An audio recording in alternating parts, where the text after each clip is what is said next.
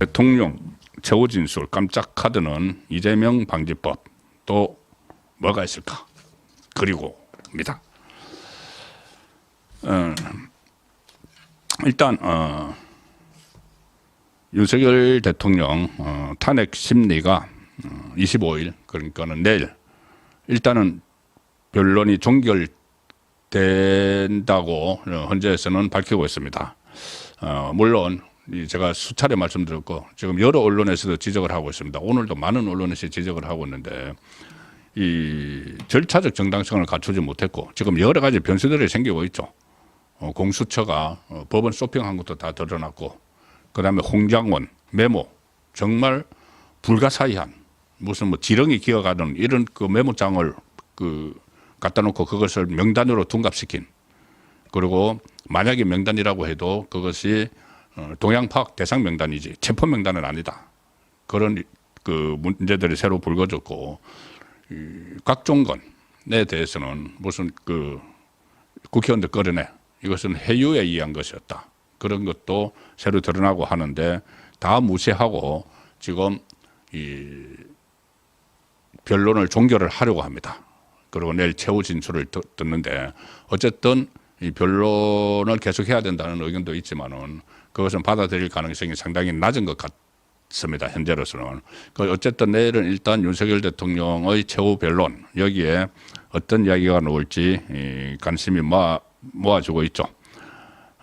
보통 변론을 만약에 끝내게 되면은 한 3월 중순쯤에 헌재 결정이 나옵니다. 헌재 결정이 나오는데 물론 지금 기각될 가능성이 상당히 이제 높아지고 있다. 그래서 높아지면은 기각이 되면 직무에 복귀를 하는 것이죠. 한 3월 중순쯤에 그 직무에 복귀를 하고 그러면 지금 구속 상태도 어떤 식으로든 면할 수가 있습니다. 기각이 되면은 뭐 기각 전에 아마 이번 주쯤에 윤석열 대통령에 대한 구속 취소에 대한 결론이 나올 거고 만약에 거기서 구속 취소가 안 된다고 하더라도 기각이 되면은 바로 보석을 신청을 해서 직무에 복귀를 할 수가 있는 그런 상황도 예상이 되고 있습니다. 왜 3월 중순경 선고가 예상되느냐 하면은 그때 노무현 전 대통령 2004년에 그때 변론이 종결되고 나서 14일 만에 그리고 2007년에 박근혜 전 대통령도 변론이 종결되고 나서 11일 만에 이렇게 인용 결정이 그때 나왔기 때문에 한쪽은 기각 한쪽은 인용 결정이 나왔기 때문에 이번에도 내일 변론이 종결이 되면은 2주 후 어떻게 되면은 구체적인 날짜까지 나옵니다. 화목 계속 해갖고 주로 목요일에 헌재가 선고를 하기 때문에 다음 주 목요일쯤 화요일이나 목요일쯤 이렇게 그러니까 2주 후에 화요일이나 목요일쯤 선고가 나오지 않을까.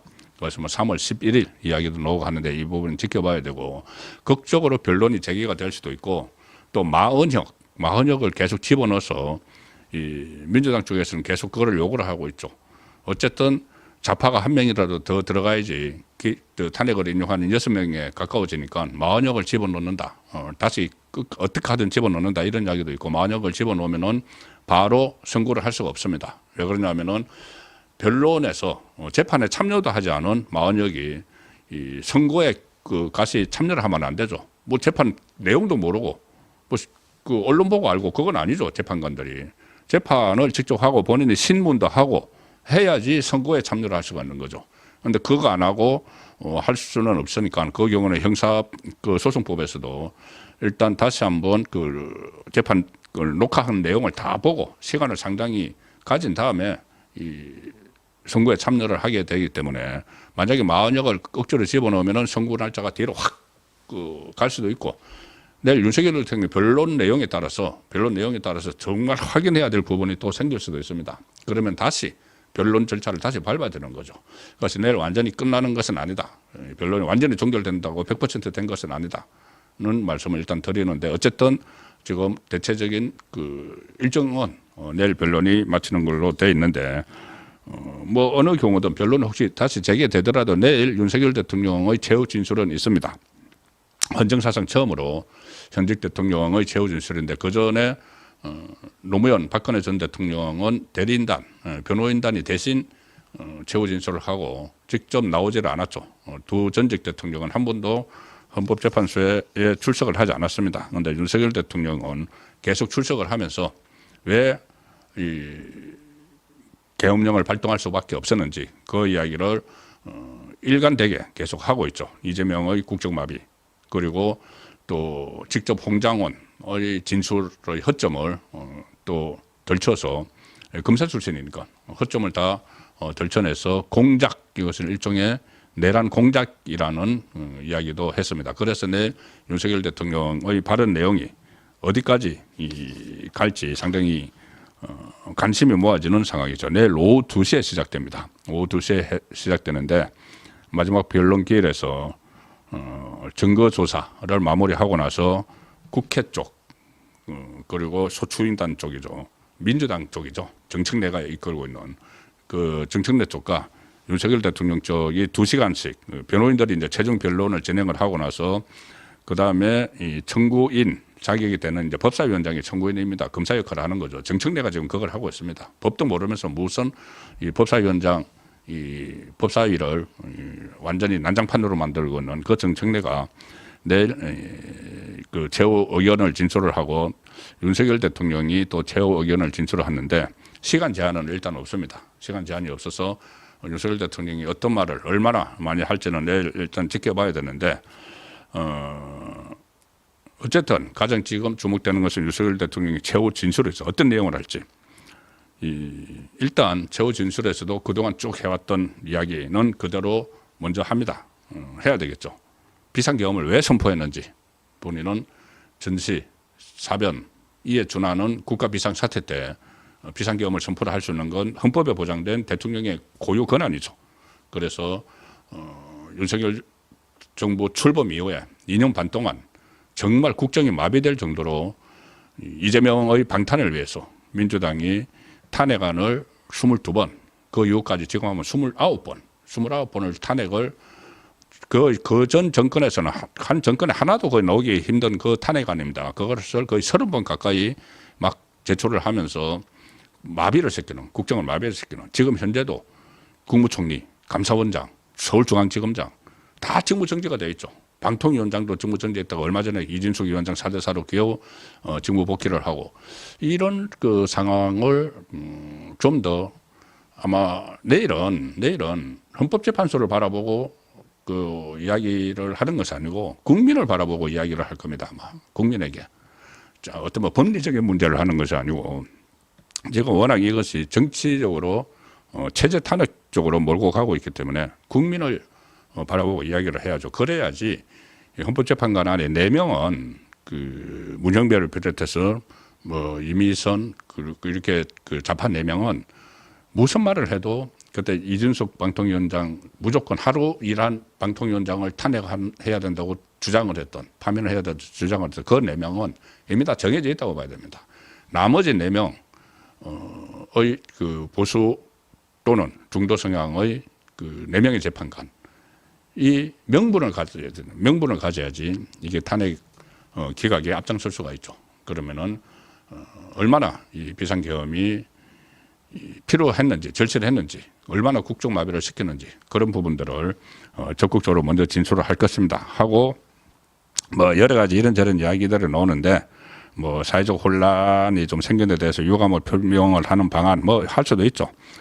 그리고 또 어떤 데서는 아예 뭐 그전부터 역공작 비슷하게 하야를 발표를 할 것이다. 하야를 왜 발표합니까? 단이 거기서. 그런데 그런 이야기 또 좌파 매체에서 슬슬 나오는 것도 일종의 뭐 공작 같은 건데 그런 일은 일어나지 않을 것이고 일단 윤석열 대통령과 대리인단은 지금 지난 토요일, 일요일 이 주말에도 변론 전략을 점검하고 이제 어떤 내용을 국민에게 말씀을 드릴 것인지 그 부분에 대해서 계속 그 조율을 했습니다. 그래서 지금 가장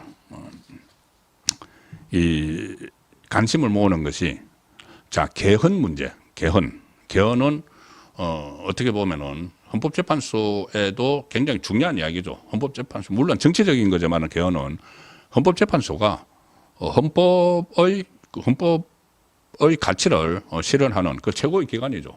그런데 헌법재판소 안에서도 이 지금 87 체제 헌법의 이 불합리성, 지금 시대와는 맞지 않는, 그리고 특히 5년 단임제 대통령제의 폐단, 여기에 대해서는 헌법재판관들도 다 인정을 하고 있겠죠. 그래서 그 부분을 지금 여권 일부에서는 개헌을 이야기할 필요가 없다는 말도 나옵니다. 그거 왜 그러냐면은 예를 들어서 개헌을 이야기할 필요가 없다. 제가 발음이 좀 비슷합니다. 경찬들어서 개헌, 헌법 개정하고 계엄령하고. 그래서 지금은 비상계엄을 왜 발동을 했는지 그 당위성을 설명하는 데 주력을 해야지 왜 이 앞으로 해야 될 일, 개헌까지 꺼내느냐. 이렇게 부정적으로 그 이야기하는 쪽 여권 사람들도 있지만 제 생각은 어차피 헌법재판소, 헌법 문제이기 때문에, 그리고 왜 비상계엄을 할 수밖에 없었느냐, 이 문제도 헌법에서 여러 가지 현실을 반영하지 못하는, 그러니까 헌법이 이 전체 정치 구조가 87년 이후에 상당히 변했는데 헌법이 그대로 있기 때문에 민주당이 예를 들어서 4년 단임제 대통령제뿐이 아니고 5년 단임제 대통령 폐단 이것뿐이 아니고 지금 민주당이 야당이 다수당이 되면은 이렇게 국정을 마비시키고 혼돈하게 할 수가 있는 이 부분에 대해서도 이야기를 해야 된다는 겁니다. 그래서 제가 이 이재명 방지법 이랬는데 이제 방지법은 이제 나중에 법률로 할 거고 전체적인 큰 틀에서 이재명 같은 이런 행태가 일어나지 않을 수 있는 그런 조항을 헌법에서 전체적으로 규정적으로 집어넣고 그리고 관련된 법률을 만들어서 지금처럼 야당이 대표의 이 방탄을 위해서 사법이익 방어를 위해서 이렇게 국정을 혼란을 시켜서 비상계엄령까지 필요하게 만드는 이런 일을 방지할 수 있는 것도 개헌에 넣어야 된다는 이야기입니다. 그래서 일단 이 임기단축 그 개헌 제안 이건 저는 필요하다고 봅니다. 왜 그러냐면은 어차피 이 개헌은 진짜 필요한데 다들 인정을 합니다. 지금 이재명 빼고 다 개헌 이야기를 합니다. 민주당의 김경수도 이야기하고 김부겸도 이야기하고 그 김동연도 이야기하고 다 개헌을 이야기합니다. 역대에서도 다 그랬죠. 그런데 개헌을 하지 못하는 이유가 필요는 한데 역대 정권 임기 초반에는 개헌에 매달리면은 임기 초반에는 여러 가지 일을 하고 싶죠. 국정과제. 이것을 못하게 되니까 개헌을 한번 추진하면 이게 블랙홀이 돼버립니다. 모든 현안을 빨아들이는 블랙홀이 되니까 그걸 하지 못하니까 그것이 싫어서 그냥 있다가 임기 후반에 하려고 하면 임기 후반에는 권력에 힘이 빠져서 못하는 거죠. 그래서 지금 윤석열 대통령 입장에서는 우리나라의 그 정말 수건 과제죠. 헌법 개정. 그런데 정권의 이익 때문에 못했던 거죠. 그런데 지금은 윤석열 대통령은 정부가 복귀가 되면은 그걸 충분히 할 수 있다. 할 수 있고 다른 것보다 개헌 하나만 번듯하게 일어나도 윤석열 대통령의 업적이 되는 겁니다. 그리고 왜 그 임기 단축을 이야기를 하느냐 하면은 임기 단축이 어차피 4년 중임제 개헌으로 가면은 지금 임기 5년이니까는 1년 정도 스스로 단축하는 자기 희생을 하는 거죠. 자기 희생을 해서 그런 모습도 보여주고 하면은 이것이 상당히 국민을 향한 이제 메시지를 그렇게 던질 수가 있다는 이야기입니다. 그래서 이것을 집어넣느냐 안 넣지 않느냐 임기단축 개헌 이야기를 내일.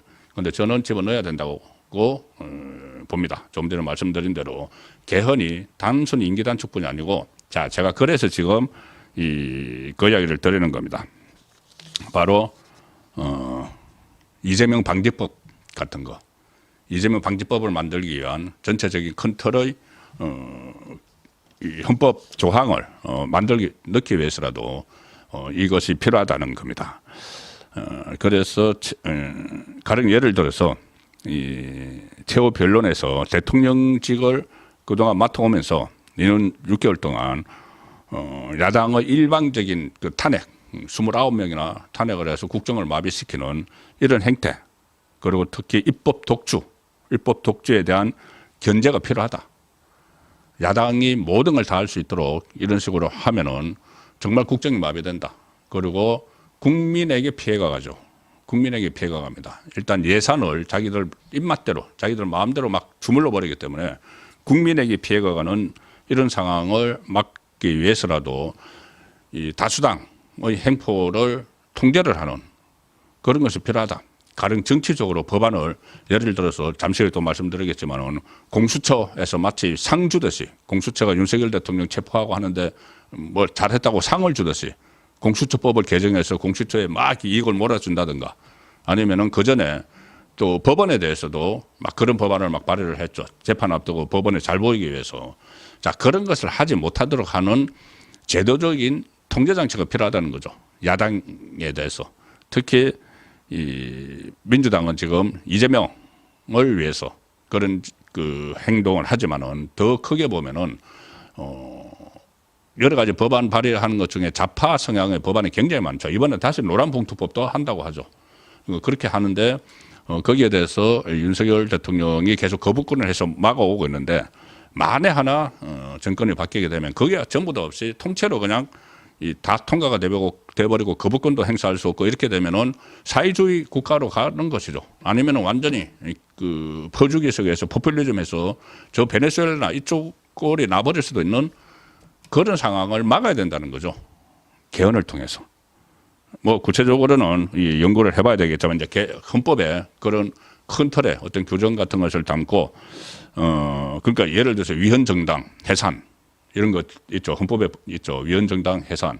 민주당에 대해서도 위헌정당 해산 청구를 해야 된다는 그때 그 이석기의 통진단처럼 그런 이야기들도 많이 있었지 않습니까? 그래서 그 요건을 완화를 하고 법에서 그것을 좀 강조를 하는 그런 문제도 있을 수가 있고 그리고 가령 예를 들어서 탄핵을 하지 않습니까? 그 공직자 탄핵을 하는데 자 가령 예를 들어서 이제 한덕수 총리만 일단 보죠. 윤석열 대통령은 마찬가지고 물론이고 그러니까 한덕수 총리가 지금 그러니까 대통령은 뭐 말할 것도 없으니까 한덕수나 이창수 서울중앙지검장이나 최재감사원장이나 지금 한 두세 달씩 직무를 못 하고 있죠. 그냥 국회가 다수당으로 탄핵 소추안을 딱 두드려 버리는 순간 직무가 정지가 돼 버리죠. 직무가 정지가 되는데 이게 헌법재판소에서 나중에 거의 다 돌아옵니다. 직무 복귀가 됩니다. 이진숙 9개월 만인 이진숙 6개월 만인가요? 이진숙 그다음에 그때 그 이재명 수사 지휘하던 이정석 검사는 9개월 만에 다 돌아옵니다. 돌아오면은 그 동안에 공직자가 일을 못한 거죠. 일을 못했다. 그럼 그걸 누가 책임지느냐? 이 문제도 분명히 해야 되는 거죠. 그러면 무차별적으로 정치 목적을 가지고 탄핵을 남발을 한 그리고 탄핵을 그 발의를 한 그 사람들이 책임을 져야 되는 거죠. 그러면 그 국회의원들도 똑같이 같은 기간 동안 직무를 정지를 시킨다든가 그런 것들을 만드는 큰 그 계기로 삼을 수가 있다는 겁니다. 그리고 또 하나 이 선출직 공직자들에 대한 재판, 범죄 혐의 재판 이것도 빨리 조속히 지금 뭐 선거법 633 하는데 그것을 강제 조항을 해서 만약에 그것을 거기까지 끝내지 못하면 판사에 대한 뭐 징계를 한다든가 지금 최근 이번 사설로 인해서 여러 가지 미비점들이 발견이 됐죠. 그것들을 보완을 하는 그런 컨트롤의 이 개헌을 윤석열 대통령이 내일 최후 진술에서 밝히면은 상당히 저는 설득력이 있을 것이다고 봅니다. 뭐 임기단축 개헌을 포함해서 임기단축 개헌이라는 것은 1년 정도 뭐 하는 것이죠. 그리고 이 개헌을 하되 지금 일부에서 국회에서 무슨 개헌안을 마련해서 그걸 다 처리할 때까지 기다려야 된다 이런 이야기 나오는데 그게 아니고 대통령이 주도적으로 범국가기구를 설치를 해서 개헌 작업을 주도적으로 해 나가서 임기를 마지막에 본인 임기를 1년 정도 단축하는 걸로 그렇게 딱 정리를 하면은 저는 그것이 상당히 이상적인 이 현 상태에서 이상적인 방향이 아닌가 그런 생각을 하게 됩니다.